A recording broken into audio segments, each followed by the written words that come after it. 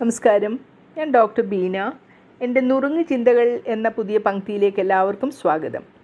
ഇന്നത്തെ എപ്പിസോഡിൽ പ്രേമവും പ്രണയവും ഒന്നാണോ അതോ രണ്ട് വികാരങ്ങളാണോ എന്ന് നമുക്ക് നോക്കാം.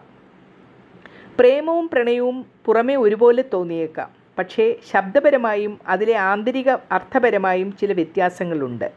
പ്രേമം അഥവാ ലവ് ആളുകൾ തമ്മിലോ ബന്ധങ്ങളിലോ ഉള്ള സ്നേഹം, കരുതൽ, ആദരവ്, ആത്മീയം എന്നിവയെ ഉൾക്കൊള്ളുന്ന വസ്തുനിഷ്ഠമായ വികാര രൂപമാണ്. ബന്ധത്തിൻ്റെ രൂപം നിർണ്ണയിക്കപ്പെടുന്നില്ല.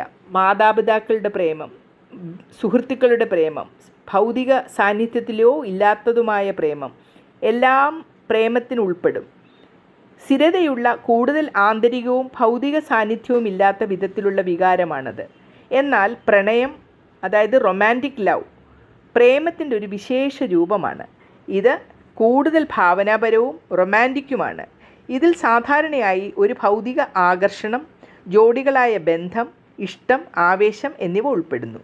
പ്രണയം എപ്പോഴും സ്ഥിരതയുള്ളതായിരിക്കണം എന്നില്ല. ചിലപ്പോൾ താൽക്കാലികമായ ശക്തമായ ഭാവനാപരമായ അനുഭവവും ആയിരിക്കാം.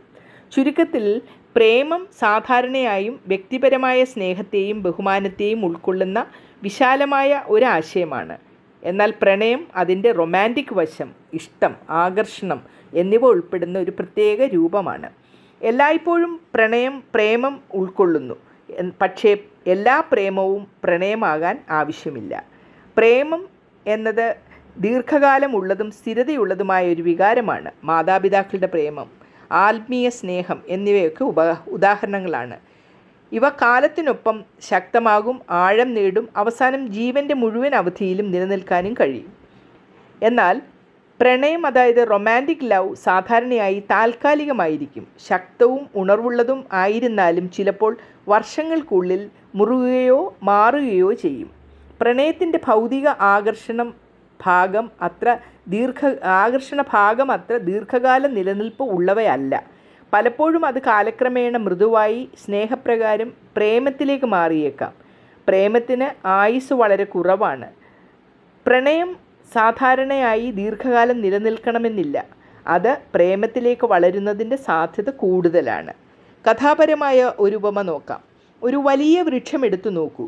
ആ വൃക്ഷത്തിന് ശാഖകൾ, ഇലകൾ എല്ലാം ഉണ്ടെന്ന് കരുതൂ. ഇത് അടിസ്ഥാന പ്രേമമാണ്. വ്യക്തിപരമായ കരുതൽ, ശാന്തം, വിശ്വാസം, സ്നേഹം ഇവയൊക്കെ പോലെ വൃക്ഷത്തിന് ശക്തമായി നിൽക്കുകയും ചെയ്യുന്നു. വൃക്ഷം നിലനിൽക്കാൻ അത് സഹായിക്കുകയും ചെയ്യുന്നു. പൂക്കളും പഴങ്ങളും ഇത് പ്രണയം പോലെയാണ്. മനോഹരവും ആകർഷകവുമായ രൂപത്തിൽ പുറത്ത് കാണപ്പെടുന്ന പൂക്കളും പഴങ്ങളും എപ്പോഴും സ്ഥിരതയുള്ളതല്ല. ചിലപ്പോൾ അത് താൽക്കാലികമായിരിക്കും, പക്ഷേ വൃക്ഷത്തിന് തനിയെ സുന്ദരതയും വാസ്തവാത്മക ആകർഷണവും ഇത് നൽകുന്നു. എല്ലാ പ്രണയത്തിനും അടിസ്ഥാനം പ്രേമമാണെന്നും എല്ലാ പ്രേമങ്ങൾക്കും പുറത്ത് പ്രണയം പോലുള്ള റൊമാൻറ്റിക് അഥവാ ഭൗതിക പ്രകടനം ഉണ്ടാകേണ്ടതില്ല എന്നും ആണ് ഇതിൽ നിന്ന് നാം മനസ്സിലാക്കേണ്ടത്. ഇനി പുതിയൊരു വിഷയവുമായി അടുത്ത എപ്പിസോഡിൽ കാണാം. അതുവരെ നന്ദി, നമസ്കാരം.